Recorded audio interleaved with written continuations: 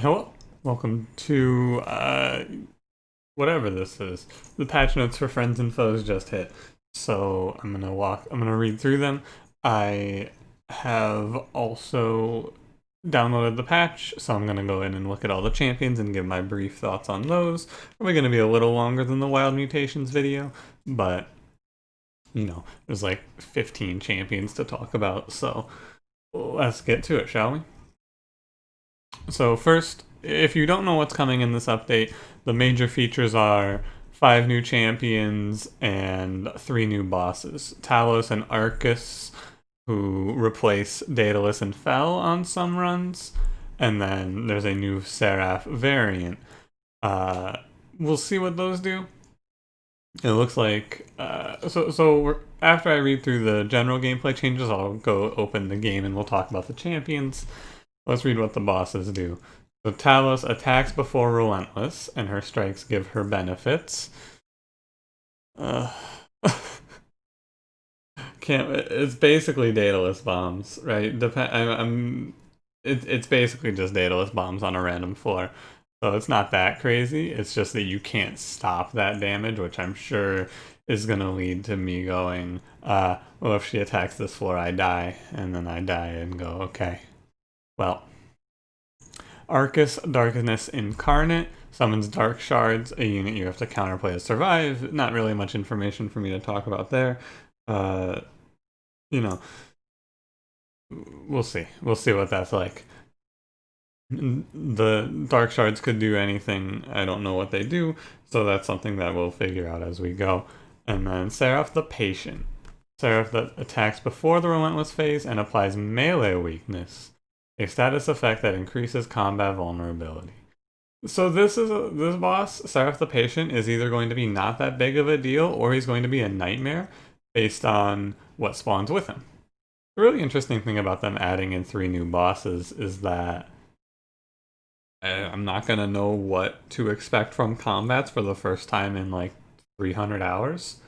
So we're gonna we're gonna see. It's hard for me to assess how hard these are because a lot of their difficulty, except for I think the Daedalus replacement Talos is gonna be really annoying. We'll see. Basically, it's hard for me to give you assessments on these because I don't know a lot about the combat. The effect could either be, okay, this is no problem, or it could be a nightmare. We'll see. Also, they added in 5 new relics. We'll take a look at those when we look at the champions as well. All right, so general gameplay is interesting. There's some new keywords. There's phased, which is they can't attack, cannot be targeted, and cannot take damage, so like basically just phased out of the game. Seems pretty useful. A keyword that's going to be interesting to use on enemies. It'll make them problematic for sure, right? If you don't have a plan, they're going to walk up to your pyre, but depending on how many stacks of phase you can apply and things like that, it could be a viable strategy to just target out like curse generators and phase them out of the combat and then let them go up to the pyre and just take the damage. It'll be a we'll see sort of thing. You won't take any curses, but you'll take some damage anyway. Attuned. Spell cards with attuned benefit from magic power at 5 times the rate as normal. Goal is to increase late game viability of certain cards. This is a good idea. The problem is that this is probably something that's going to gel with the new Stygian character. I'd be surprised if the new Stygian character didn't have magic power of some sort because of this keyword. Like, one of the paths of the Stygian character is probably going to be magic power. There's not a ton of ways to make magic power happen. This is mostly a buff to harness the Titan, the Stygian card, because that's the only real consistent way to get magic power. It's also a buff to, like, the other magic power generators, Forgotten Name, Tempered Talisman, not Cuddle Hex, but Mollusk Mage, those guys. But it's like you don't really need that much magic power. Magic power is basically just a nice little bonus. I guess it helps you for finishing Seraph. That's going to be the main application of this, because usually 2 spell weakness and most spells kill heavies anyway. We'll see what spells they gave the attuned keyword to Melee weakness, I assume this is spell weakness. But for melee damage and for the enemies, yeah, unit applied. When applied, a unit takes more damage from normal combat. I'm assuming that is one hit. So like, if you were gonna take a hit for 5, you then take a hit for 10, and then all of the melee weakness stacks are consumed. And if you have 3 stacks, you'll take 20, and such. Makes sense. Move trigger of rally triggers when you play a unit card on this floor. Same as attuned, we'll see what that does. Action trigger called on turn is now used on some new player units. Triggers on units turn before it attacks. Okay. There's definitely, I think, some confusion in the differences between triggers on turn and triggers on resolve. I think the main person... This is a nerf to Cuddle Hex, right? Yeah, this is... If this is going to work how it is, this is a nerf to Cuddle Hex, because Cuddle Hex currently triggers always at the end of your turn. Maybe this is a new trigger that I'm not certain of, but this might just be a nerf to Cuddle Hex, but it also might be a buff to not Harvest, but Reform Rector.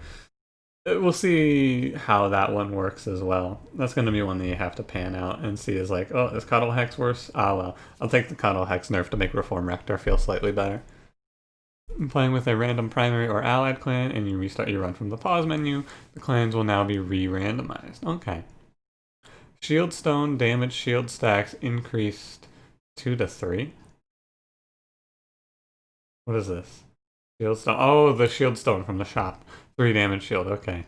And Runestone is the Incan one. Yo, Incan armor 2? Hey, that's pretty sick. Incan armor 2 is wow, that's really good. That's like the shark on any unit now. That's pretty sick. Remove the keyword enhance everywhere to increase clarity. This is a good change. Status effects now never persist across death and battle. Stat changes always do. No functional changes to any game mechanic were associated with this text change. I don't know what this means. Does this mean that if I Razor Sharp Edge a unit and then they die from Endless, they'll come back without the Razor Sharp Edge buff now? Because that's a big hit. But it says no functional changes to any game mechanic were associated. Okay. Status effects don't, stat changes do. I understand. Stat changes do. So if I Razor Sharp Edge, that's considered a stat change. All the stat changes do. So like plus 3 health from Cycle of Life will stay, but the spikes will go away on death. Okay, that makes sense. Although that's a buff. The better choice is like One Horn's Tome, right? Yeah, okay. I think the only thing that's going to remain confusing to me is reforming units with Molded is going to make them come back with the burnout if they respawn. Or like it passes the burnout down on Legion of Wax, but you know. And then this one is the one that I read and went, oh my god. Stackstone now increases Ember cost by 1 in addition to adding Doublestack. I get why they did it. Doublestack is really powerful. But like, oh man. It's such a sad nerf. Because here's the reason that I think that this nerf kind of sucks is because Doublestack's already kind of hard to find. It's a 1 in 4, so if you have to find it to win your run, like, come on, dude. So basically, I hope that when I scroll down here, they buffed all of the cards that you really wanted Doublestack on, like Ritual of Battle, like, One Horn's... It's funny because they nerfed One Horns, and I'm pretty sure they nerfed One Horns because of Doublestack, and then next patch they had to nerf Doublestack anyway. Unfortunate. I saw this change ahead of time, and it's very sad to see, because I think that some of the cooler runs are runs where it's like, yeah, so our plan to survive here is going to be Doublestack holdover onto like flash freeze. I've had a lot of runs where that happens, and it's like, okay, and now we can just flash freeze bosses outside of Relentless to win, and now you can't do that anymore. It's gone. I mean, you can, but paying 2 energy for that card every turn feels really bad. I hate when they nerf things by just making the energy cost higher, because it just feels worse. All of the cool things that we used to do are gone now with Doublestack, which is a shame. That's okay though. Like it just makes Doublestack more of a niche upgrade. It's probably something, I mean, I'm gonna look at Doublestack the same way that I look at Remove Consume, basically. where I'm gonna go like, yeah, outside of very specific circumstances, I'm not picking this, which is unfortunate. But I'm honestly, at the rate that they're going, they're probably gonna nerf holdover in the next patch, right? Because holdover does like swing your runs. Because if you read the extra part there on Stackstone, uh, this is their big nerf because it's the biggest way to swing a run. Uh, they had to add a drawback because the other upgrades don't have a drawback, except like there's no real drawback to holdover. I guess it's like -1 draw every turn, but like come on. And then permafrost again, no real drawback there. I don't really feel like this change is super necessary, but you know, I guess. Hope for Peace now only affects spells to avoid common confusion with Monster Rail Spike. This is a shame. This is kind of a nerf. There was a this is a shame because there was a really niche thing you could do, right? Where you could take Monster Rail Spike with Hope for Peace and just slap it on one of your best units and give them +20/+20. I've never done it because it's so hard to pull off in 500 hours. But I'm sad to see that theoretical combo go, I guess. The upside, though, is that since it only affects spells, the more common one is I'm never going to pick Calcified Embers after picking Hope for Peace and go, ah, fuck.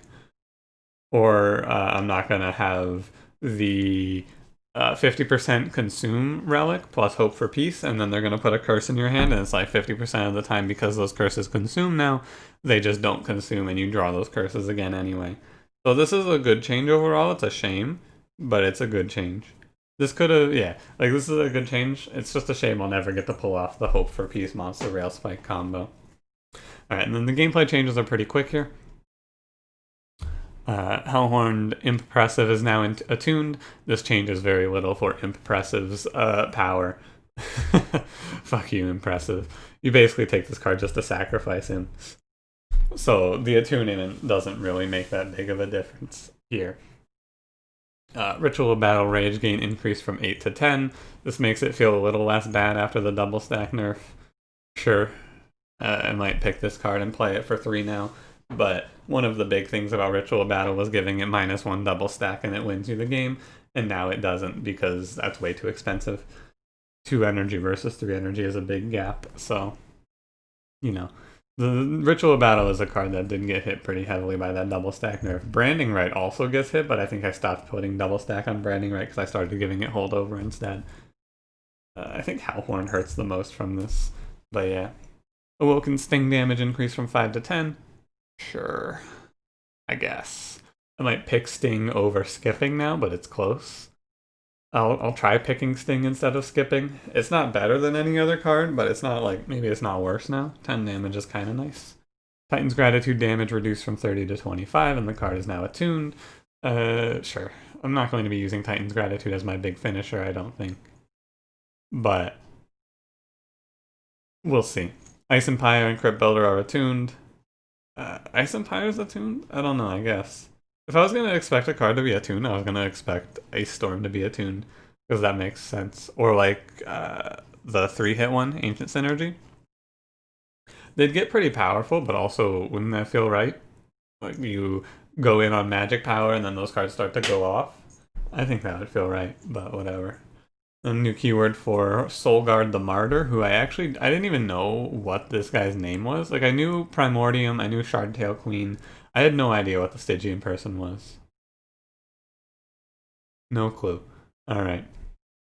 Umbra Feast now only triggers eating if there is a unit that can feed in the room. Thought it already worked this way.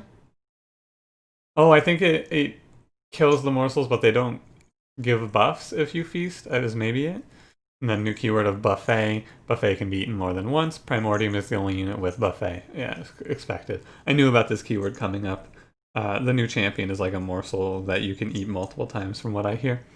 Alright. And then Melting Remnant. Memento Mori got dropped from rare to uncommon, and Intent on Death got moved from uncommon to rare.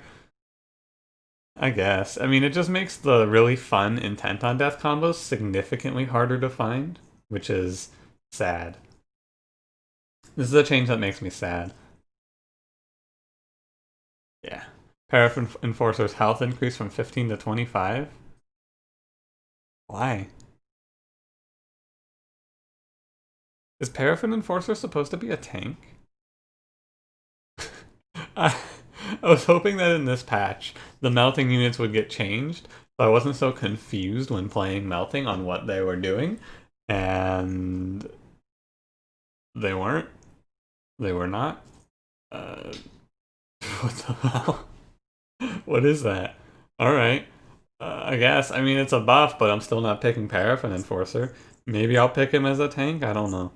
Maybe I'll try to have him tank and you apply burnout for your cards. That sounds fucking awful, though. Ugh. And then finally, Mortal Entrapment got its days increased from 2 to 3, but it's now attuned as well. I'm probably not picking Mortal Entrapment off of this. The big problem with Mortal Entrapment is that it costs too much. I think if they wanted to make that card playable, they should have brought it from 3 to 2 energy and left it the same. But it's fine. Maybe it's better at 3 days. I don't know. Paying 3 energy to basically passing your turn to play that card doesn't feel great. Maybe if you give it 2 -1s, it's okay. The interesting thing I'm going to want to see about Attuned is, does it apply to the +10 and +20? I think it will, right? Because it's +10 magic power, +20 magic power consume. So now a +10 is actually a +50 on something like Crypt Builder, which is huge. Very interesting. I'm going to switch you to a black screen here for a second because I didn't plan ahead and open Monster Train before this. I'm going to go ahead and open Monster Train now because my planning ahead skills are bad and it should just pop up on the screen. But overall, every time I see a nerf in this game, I just go like, ah man, not again. The Doublestack nerf is just like an ah man, not again. But I suppose. Crack open the logbook. Take a look at the new champions. Oh.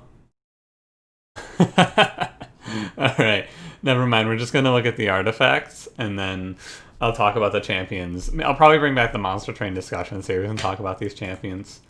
So let's look at the new artifacts. Oh, yeah, not yet discovered. Alright, never mind. This was a waste of your time and my time. I forgot that that's how that works.